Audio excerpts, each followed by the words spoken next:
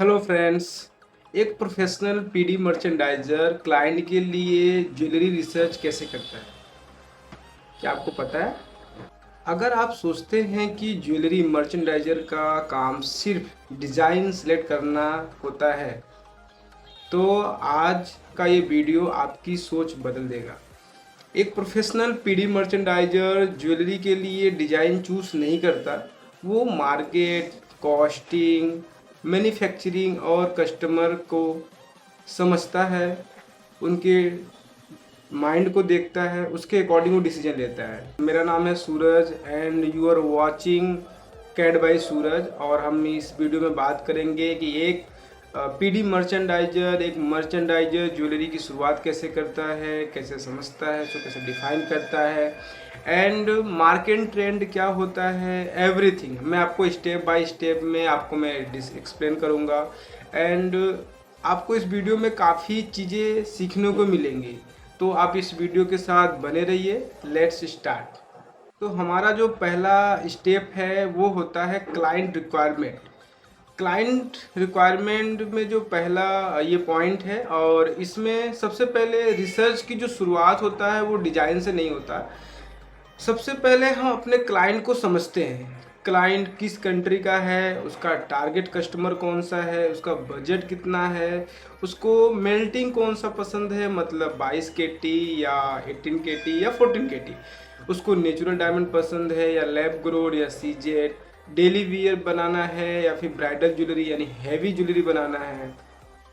जब तक ये क्वेश्चन क्लियर नहीं होता तब तक कोई professional P D merchandiser CAD start नहीं कर सकता, अपने टीम को प्रॉपर कोऑर्डिनेट नहीं कर सकता, एंड सबसे इम्पोर्टेंट कस्टमर को जो चाहिए वो नहीं दे सकता। अब हम बात करेंगे सेकेंड स्टेप का, जिसे बोलते हैं मार्केट रिसर्च। अब शुरू होती है असली रिसर्च। मैं देखता हूँ यूएसए मार्केट में क्या ट्रेंड चल रहा है।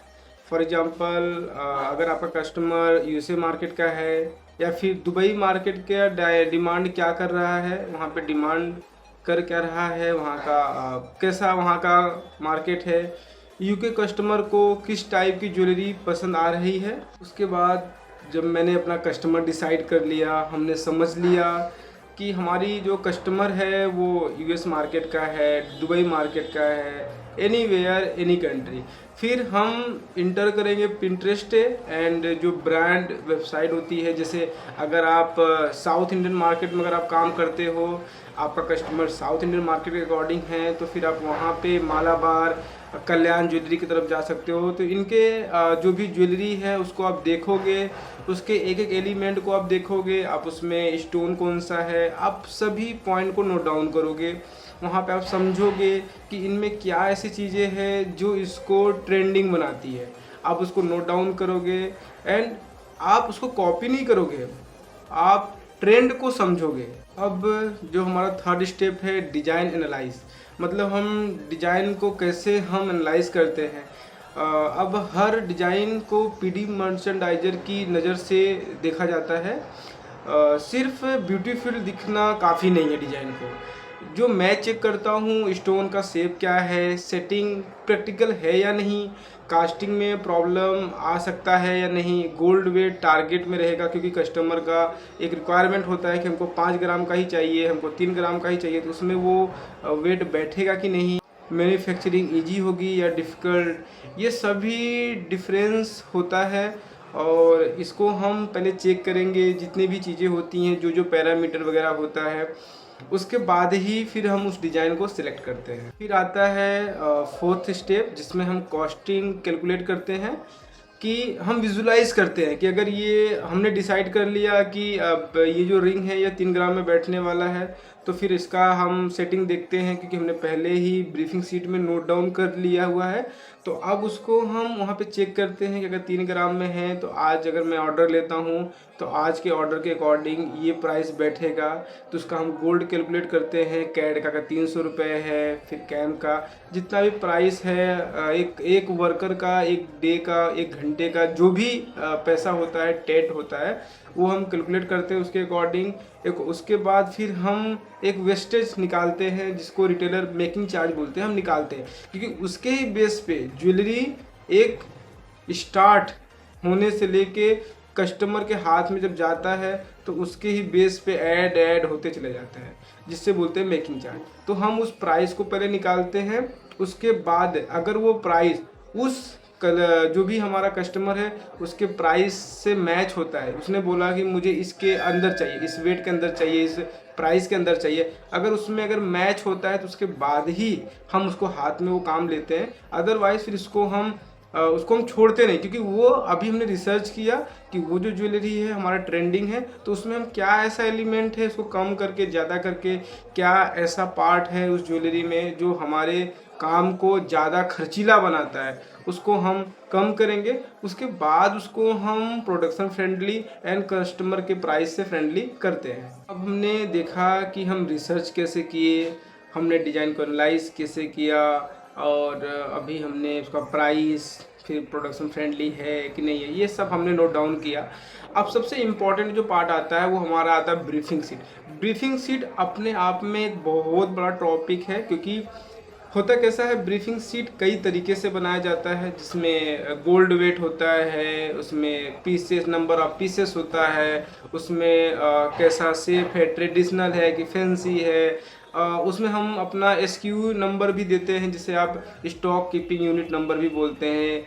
कुछ एमओपी, मतलब एवरीथिंग, स्टोन कलर कौन सा है, स्टोन का कैटेगरी कौन सी है, वो आप अपने जो ब्रीफिंग शीट होता है आप अपने मैन्युफैक्चरिंग यानी अपने जो आपका कंपनी है उसके अकॉर्डिंग आप डेवलप कर सकते हो। तो उसके लिए एक अलग से वीडियो में ब्रीफिंग शीट पे लाऊंगा, लेकिन अभी यहाँ एक पार्ट है ब्रीफिंग शीट का, तो मैं आपको बताना चाहूँगा कि जैसा कि अभी आपने उसको देखा कि आपका उसमें रिसर्च हो चुका है, आपने डिज़ाइन एनालाइज कर लिया हुआ है, सब कुछ कर लिया हुआ है, तो अभी आप एक डिज़ाइन लोगे जो भी आपने ट्रेंड में एनालाइज किया हुआ है, जैसे कि मैं करता हूँ, ट्रेंड के एनालाइज के अकॉर्डिंग डिज़ाइन निकाला। अब डिज़ाइन में जो भी एलिमेंट है, जो भी मोटिफ है, जो भी उसका वेट है, कलर स्टोन है, जो भी चीज़ें आपको लगता है कि वो चीज़ें डिज़ाइन को ट्रेंड बना रहा है, हमारे कस्टमर के लिए वो बेस्ट है, हमारे उस कस्टमर के लिए बेस्ट है जिस कस्टमर को, हमारा कस्टमर यानी अगर हम B2B करते हैं तो हमारा जो B2C वाले जो कस्टमर उनको अच्छा रिस्पॉन्स मिलेगा और उनको अच्छा पसंद आएगा ज्वेलरी, तो उनके अकॉर्डिंग उसको हम आगे करते हैं। अभी हमने ब्रीफिंग शीट बना दिया, अब हम उसमें नोट डाउन करेंगे उसमें वेट क्या होता है, नंबर ऑफ पीसेस क्या होता है, उसके बाद डिस्क्रिप्शन नोट करेंगे, रिंग है तो उसका साइज नोट डाउन करेंगे, और उसके बाद फिर हम देखेंगे उसका प्रोजेक्ट नंबर। अगर हम प्रोजेक्ट वाइज अगर हम काम करते हैं, मोस्ट ऑफ टाइम होलसेलर जो कंपनी होती है वो प्रोजेक्ट वाइज ही काम करती है, क्योंकि वो एक लॉट में वो काम करते हैं। देन फिर जब आपने ब्रीफिंग शीट रेडी कर दिया, फिर उसके बाद आप स्केच आर्टिस्ट से बात करोगे। ये बहुत इम्पोर्टेंट पार्ट होता है, बिकॉज आपने अभी तक आपके माइंड में वो है ज्वेलरी का डिज़ाइन, आपके माइंड में है वो एलिमेंट, आपके माइंड में है कि वो ट्रेंड कौन सा है, फैंसी है, ट्रेडिशनल है, कल्चरल है, कैसा है, ये सब आपके माइंड में है, आपने तो समझा, बट आप डिज़ाइनर नहीं हो। आप अब उसको पेपर से निकाल के आप उसको 2D स्केच में अभी आप कन्वर्ट करने जा रहे हो। यहाँ पे एक बहुत इंपॉर्टेंट पॉइंट आता है। फिर आप यहाँ पे स्केच जो होता है, स्केच मैनुअल डिजाइनर होता है, उसको आप एक्सप्लेन करोगे, उसको आप बताओगे अपनी बातों को, तो आपका और मैनुअल डिजाइनर का जो कोलैबोरेशन होता है वो बहुत ही अच्छा होना चाहिए, जिसमें आप सीखोगे कि कैसे उनको ये बताया जाता है, कैसे उनको एक्सप्लेन किया जाता है कि आपने जो सोचा है वो कैसे 2D में कैसे प्रिंट करेंगे। फिर वो होने के बाद आपने उनको एक्सप्लेन कर दिया फॉर एग्जांपल में, और वो समझ भी चुके। अब उसके बाद वो स्केच रेडी करेंगे, देन वहाँ पे आप सबसे मेन पॉइंट आता है फिल्टर लगाना। फिल्टर लगाने का मतलब ये होता है कि आपने जो ट्रेंड में रिसर्च किया था ज्वेलरी, आपने जो स्केच डिज़ाइन जो आपने रिसर्च किया था अपने कस्टमर के लिए, जो भी आपने डिज़ाइन निकाला था, क्या सच में वो डिज़ाइन के अकॉर्डिंग ये डिज़ाइन बना हुआ है? अगर सेम बना हुआ है तो आप उसको अप्रूवल कीजिए, अदरवाइज उसमें आप कुछ चेंजेस करिए, ताकि आपके ट्रेंड के अकॉर्डिंग आप जो डिज़ाइन बनाना चाहते हो कस्टमर के लिए, जो डिज़ाइन प्रोडक्शन फ्रेंडली है, जो डिज़ाइन कॉस्ट फ्रेंडली है, उसके अकॉर्डिंग वो डिज़ाइन डेवलप होना चाहिए। तो फिर आप वहाँ पे कस्टमाइज करा के आप उसको अप्रूवल के लिए कस्टमर के पास भेज सकते हो। तो थैंक यू। अभी मैंने आपको डिज़ाइन रिसर्च पे काफ़ी चीज़ें बताया हुआ है, जैसे कि रिसर्च कैसे करते हैं एंड कॉस्टिंग वगैरह। मैं इस वीडियो में जल्द ही लाने वाला हूँ कि हम वेस्टेज कैसे कैलकुलेट करते हैं, क्योंकि मुझे ऐसा, जहाँ तक मैं जानता हूँ कि एक पीडी मर्चेंडाइजर को प्राइस कैलकुलेशन आना ही चाहिए, बिकॉज प्राइस कैलकुलेशन जो होता है वो नॉर्मल डिज़ाइनर से, स्केच आर्टिस्ट से और पीडी मर्चेंडाइजर को अलग करता है, क्योंकि जो प्राइस होता है वो सबको नहीं आता कैलकुलेट करने। क्यों? क्योंकि ये थोड़ी सी चीज़ें होती है जो कंपनी हर व्यक्ति के साथ शेयर नहीं करना चाहता।